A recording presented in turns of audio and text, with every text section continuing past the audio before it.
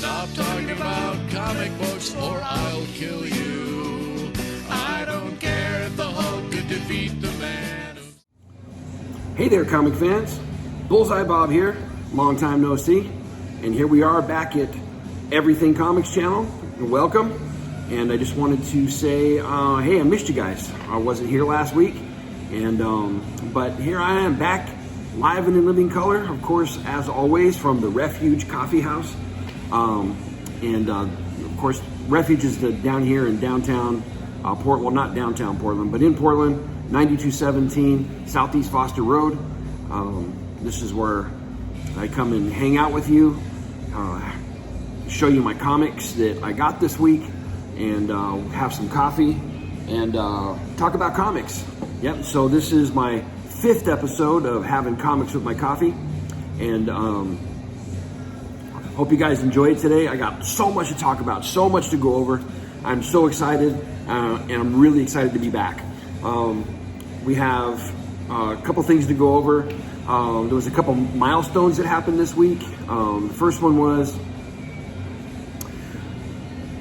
I hit my first marker of subscriptions. Thank you guys so very much. I got my first 100 subscriptions, and thank you so much for that. I appreciate you guys subscribing to the channel. First 100 people, that was awesome. You know, I really enjoy just talking about comic books and hanging out with you guys, and so thank you very much. I appreciate it. And then also this week, as you know, last week I was at a men's retreat, and so the other milestone was inside of my life. I had this huge breakthrough at the retreat, so it was an awesome time. I have to say I missed you guys. Glad to be back, but it was a really cool time. So now here we are back to having comics with my coffee, and hope you guys enjoyed today's show. Again, coming from the Refuge Coffee House. If you guys haven't been here and you're in Portland sometime, come and check them out. It's a great coffee house, great atmosphere. The owners are incredible. They're really good friends of mine. I want to thank them very much for allowing me to be able to come in and have and do the show here. I really appreciate it. And but yeah, come on in, have some coffee. Today I'm having a Ethiopian wild horses pour over. Amazing coffee. Good stuff. But come on in. Let me know if you're going to come in. I'll come have a cup of coffee with you, and we can hang out, talk about comic books or whatever's on your mind. But awesome place to just come and hang out. And then one of the things that I wanted to say is today, I know I'm a little bit closer than I normally would be, but technical difficulties, my mic broke. And so hopefully you're able to hear me okay. I may talk a little bit louder so that we don't have too much of a difficulty here, but yeah, having some technical difficulties, and let's just go ahead and push right through it. All I have to say is, before I get into the show, is going to that retreat was great. I had a great time, but really missed being here because last week we had an incredible lineup of books. And so just really quick before we get into the show, I have to mention these because they were just so good. We had a few books come out last week that I just absolutely loved. So first of all, you know, I've been into the X books. I've been getting the Mark Bagley All Mutant covers. Love those. Can't wait to have all 9 covers, or maybe it's only 6, I don't know, but all of them have all the characters on them like this. And so, of course, this one is X-Force #1. Awesome stuff. Of course, I'm not going to review these books because of the fact they came out last week, but spoilers, Professor X gets shot in the head, he's dead. What? Oh, pretty incredible. So I love this book. I just want to mention New Mutants, hated it. I don't know what it is about Starjammers. Sorry guys, I don't like Starjammers, and every time I see them, it turns me off. They got to update those costumes at least. But didn't like that last week. Didn't really like where they went with it. Love that they're going up to space to get Cannonball. That's fine. But X-Force, got to check it out. I really enjoyed this book. Love the artwork. And yeah, again, at the end, Professor X getting shot. Pretty incredible. Next one, and this would have been my pick of the week last week. If you guys aren't reading this, you should. Undiscovered Country, incredible. Oh, I had such a good time reading this. It read like a movie. Can't wait to see where they go with it, but this is probably my most highly anticipated book now, just because of what I read last week. So good. Next one, and I gotta say, yes, you know me, I love me some Daredevil. It's my favorite character of all time. If you are not reading Daredevil, you should be. Oh my gosh, what goes on inside this book is so much fun. Last issue we had the whole thing happen where Wilson Fisk was getting toyed with by a normal dude, and like he was nothing, and Fisk goes off, and of course you can see him, he's all bloody now because he just messed the dude up. And now it's kind of like a whole Pulp Fiction thing where they got to call somebody and help him clean up, and it was just a lot of fun. Chip Zdarsky is killing it in this book. If you're not reading this, you should be. And then last but not least, oh my gosh, loving this book, Doctor Doom. If you're not reading this book, this is another one that you should. It's so much fun. You have Doctor Doom. He's in a pickle. You basically are blaming him for this explosion that happened up on the moon. But bottom line is he didn't do it, and but nobody believes him, and so he basically escapes. And what ends up happening is he goes and finds Morgan Le Fay, and at the end of this book, boom, he gets shot in the head too, just like Professor X did. And guess who shoots him? Taskmaster. Oh my gosh, I couldn't believe it. This is such a fun book. I'm having just a great time reading it. You get little cameo appearances by Kang the Conqueror. He comes and visits Doctor Doom. Great stuff. So anyway, I had to mention those books because they were incredible from last week. And hey, I love comics, guys. So hope you guys are reading those. And but here we go. Here we are in today's show, having Comics with My Coffee, issue number 5. We're just going to go ahead and hop right into it. Again, I hope you guys are hearing me okay. Don't have my microphone, but let's go for it. Let me get a drink of my coffee before I get dry mouth. Awesome stuff. So the first book this week is the Batman's Grave, issue number 2. I liked the first issue. There's a whole mystery going on where this guy had been found dead inside of his apartment, and trying to figure out who killed him. And there's all this Batman paraphernalia up on the wall. And anyway, by the end of the book, you find out the guy who killed him was hiding in the floorboards, and boom, he's popping out at the very last panel. So this book picks up where that one leaves off, and sure enough, this weird guy comes up out of the floor. He's got hair like Bozo the Clown, but obviously he's a prolific serial killer, and he goes to town. He just goes to town on Batman, and this fight ensues. And I would say about half the book is action of this fight. Cool panels, cool action. I love the artwork. It was pretty cool. And then when the fight's over, he basically turns this guy over to Commissioner Gordon. And then that part of the storyline kind of just like ends. Commissioner Gordon gives him a whole other case. And of course, I know eventually that case is going to come back. They're probably going to connect. But it was just it stopped dead onto another case in the middle of the second book. And then the writing kind of just flattens out after that. So, I mean, as much as I enjoyed the first part of the book, which by the way was mostly just action, the second part just kind of fell flat. And, really, I think it's lazy storytelling. You got to give us something that connects, or just give me something that brings me to a place where I understand where I'm going with that original character that you just fought, because, I don't know. Tell me what you guys think. Did any of you guys read this? I'd like to know your thoughts on it. Anyway, that's my first one, Batman's Grave, issue number 2. And the second one, another DC book, we got Tales from the Dark Multiverse, Blackest Night. Now, you guys know in the last couple of weeks, I've loved these books, the Tales from the Dark Multiverse. The first one they did was basically Nightfall. They went back and did a what if story on Nightfall, and then the next one was the death of Superman. And so here's another iconic story from DC, Blackest Night from the Green Lantern. And you know what? Was not a fan. This book was so uninteresting. It didn't really give the twists that I like in the other books. I'm not even going to review it more than that. I will continue to pick up these books because I really like the concept, but I was expecting so much more from this book. The artwork's not bad, but definitely not what I was expecting. So what do you guys think? I mean, there's so many things that could have been better inside this book, and I'll just leave it at that. And then the next one we got is the newest X book. This one, Fallen Angels. Oh man, I dug this book.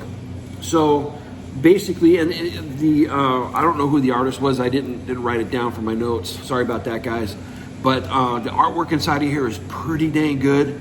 I like some of the artist choices. There's a lot of close-ups, and it follows Quanon. Now, I don't know who Quanon is. There's this whole thing with, Betsy Braddock is not Psylocke anymore. She's actually Captain Britain, and this girl Quanon is actually Psylocke now, and that's kind of who this story revolves around. And kind of taken up where the last X book kind of had this concept Wolverine was talking about. We're in this place of peace, place of paradise, and that makes people soft. And this kind of had that same concept, same feel, where they're talking about how paradise can make people forget. And you actually see Quanon cut herself to make sure that she's still in touch with her pain. Because there are certain people inside of the X universe that are hunters, predators, warriors. And she's basically talking about that concept. And so bottom line is, she gets this vision, or a voice that comes in her head that tells her about this villain that she's going to be going up against called Apoth, which makes her go out to say, I got to seek whoever this is, because obviously they need to be stopped. So bottom line is, she goes to Magneto. And like I said, when I talked earlier, last book, X-Force, Professor X got shot in the head. No more Professor X, so now Magneto's running the show. So she goes to Magneto and basically tells him, I need to get off the island. He says, we can't do that because the council has to approve it. But hush, hush, you can go to Mr. Sinister and he probably gets you off the island. I was like, what? So there's a little undercurrent of like underworld stuff going on there. But Mr. Sinister comes into the play. And she has this conversation with Mr. Sinister, and he basically says, give me a reason to let you off this island. And so she brings up this whole thing about Apoth, and sure enough, she goes off the island. And who does she take with her? She takes her X-23 and young Cable.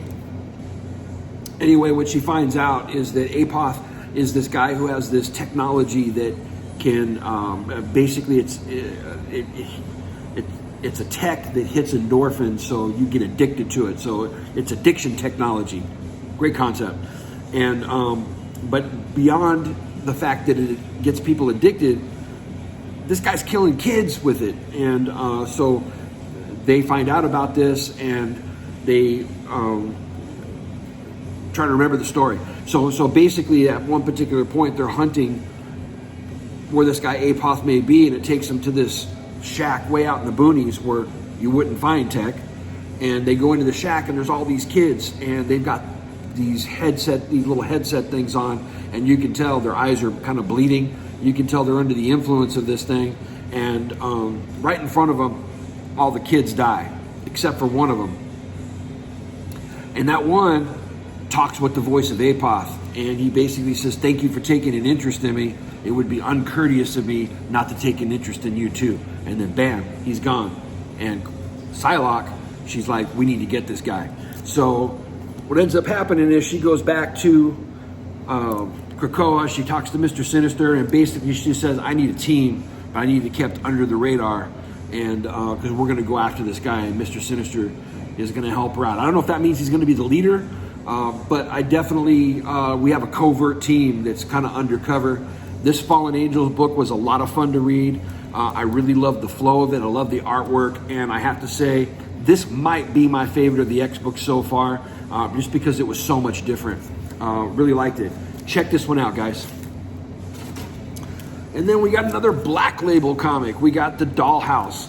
Of course, this is written by Joe Hill, who is Stephen King's son, and we got the whole horror comic thing going on. And this Dollhouse, it was actually pretty good. The artwork was kind of subpar, but it basically revolves around this family and this little girl named Alice. She's given a dollhouse by her aunt. And in her family, she has an abusive father.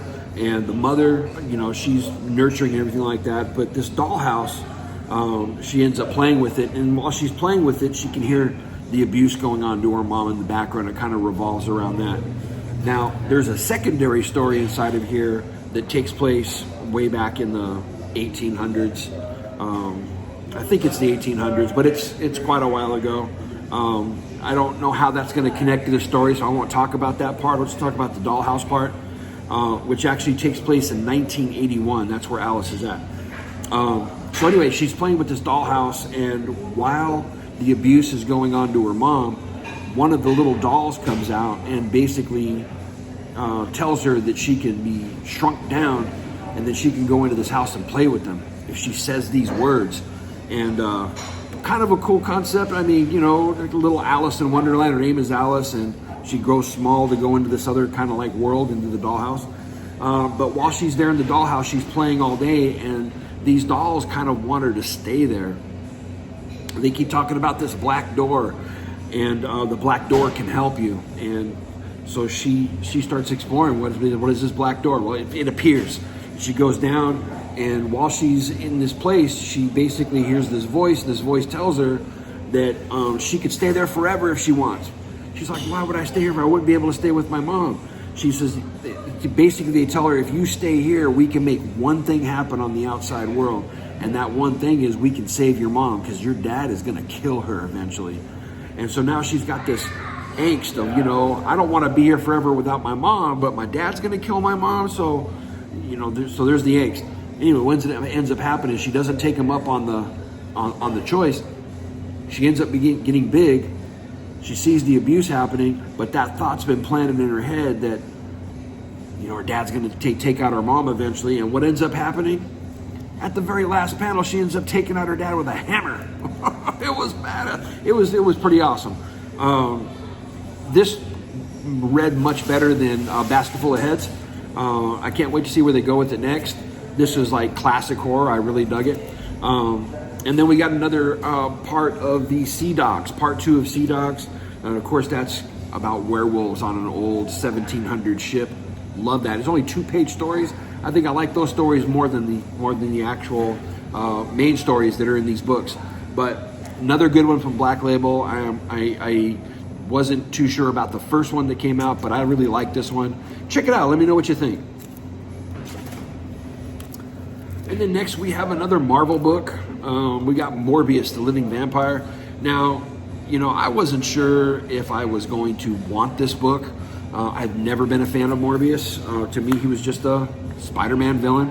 And so I've never actually picked it up. I never really knew what his origin was. But so, I thought, hey, I'll try it out, see what happens. We got the movie coming out next year with Jared Leto. Who knows what they'll do with it. I mean, some of these new movies that are coming out, they're taking old concepts and they're making it new, making it exciting. And who knows, maybe they'll do the same thing with this. And true to form with all Marvel comics, Stan Lee set it up so that every comic is set up so that if it's your first one, you can hop right in. So it does give a little blurb about, Morbius's origin. That was kind of cool. So this book starts off with this warehouse. You got the Melter, and he's with a bunch of guys, and they're experimenting with some stuff, nefarious stuff. And of course, in the middle of that, you have Morbius comes down and basically rips them all up. Doesn't kill anybody, but rips them all up. And basically tells them that, people like you are the bane of the city. So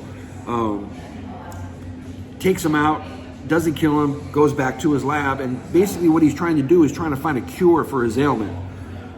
He had his origin was that he had a blood disease, and originally he tried to come up with a cure, and that cure had something to do with an electrostatic shock and a vampire bat, and bam, he got stuck with vampirism. And so ever since then, he's been trying to cure that vampirism, and that's what he does inside of this. He's experimenting with a new formula to get rid of the hunger, kind of like Blade. Blade is a vampire that doesn't have the hunger. He has to take drugs to get it out. At least that's what the movie was like. And then, but inside of this, the same type of thing. He's trying to get rid of that hunger, and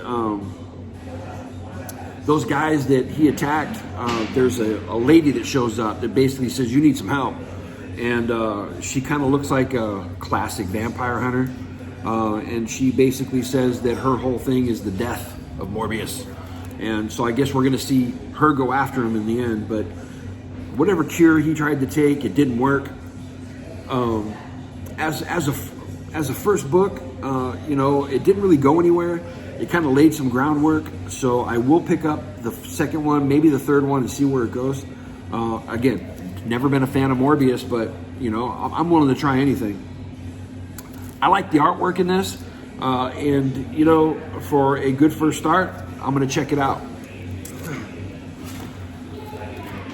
And then my next book, you guys are going to laugh at this one, but we got Battle Pug number 3.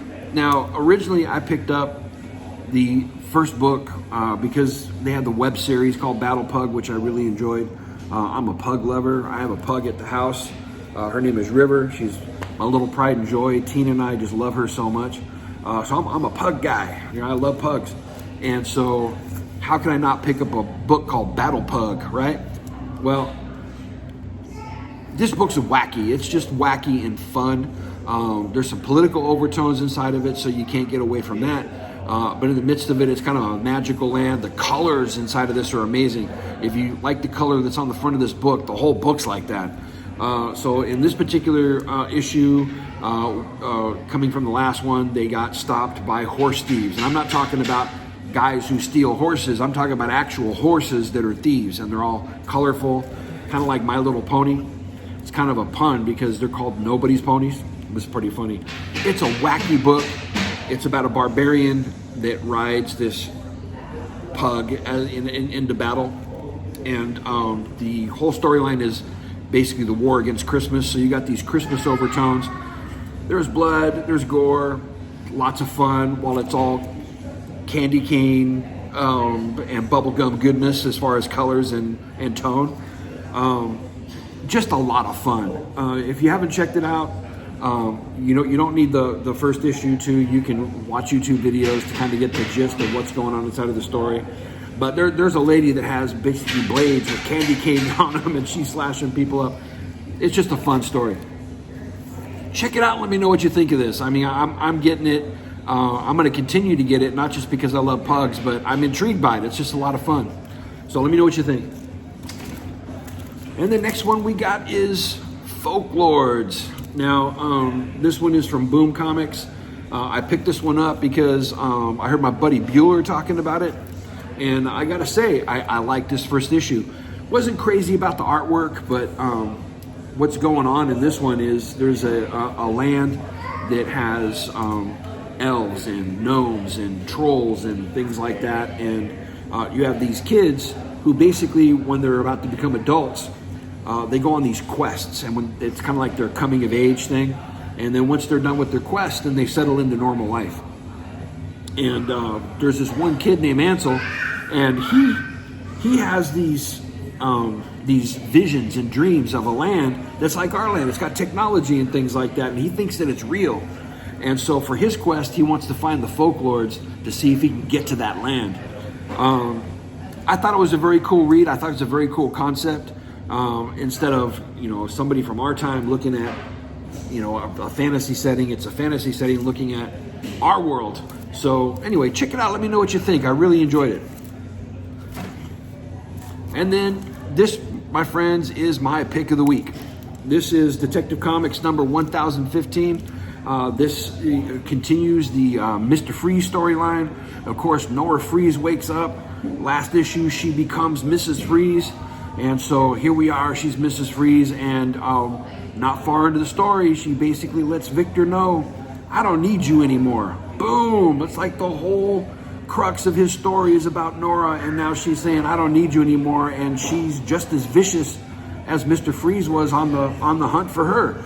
And so basically, he has to figure out what's going on with my wife, and then he thinks, it was Lex Luthor who helped me wake her up. He must have put something in that serum that's making her like this. So he goes to Batman for help. Oh my gosh, great part of the story. At the very end, you get this shot of Batman in this costume. I mean, awesome costume, one I've never seen before. And you know that Batman and Mr. Freeze are going to go and team up to go get Mrs. Freeze. I don't know. I'm having so much fun reading that storyline. I hope you guys enjoy it.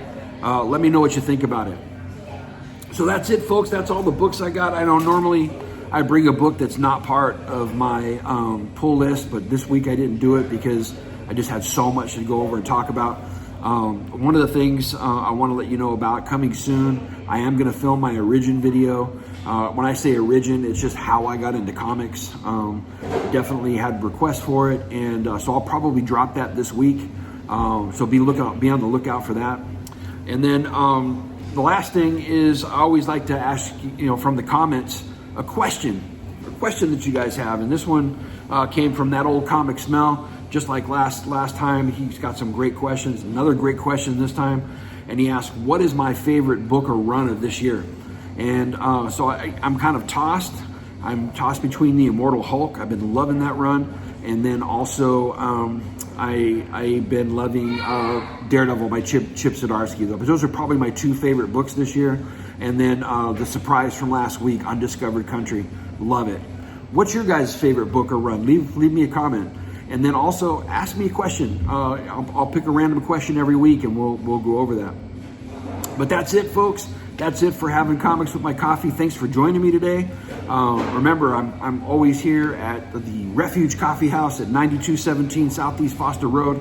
Come on over, enjoy a cup of coffee, hang out, and remember, always support your local comic shop.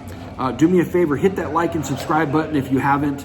I'm going to be making all kinds of comic book content, and again, really appreciate the 100 subscribes, guys. I can't wait to see where the show goes. But in the end, we'll see you guys next week. Love you. Excelsior, folks. Whether Logan's claws could pierce Steve Rogers' shield.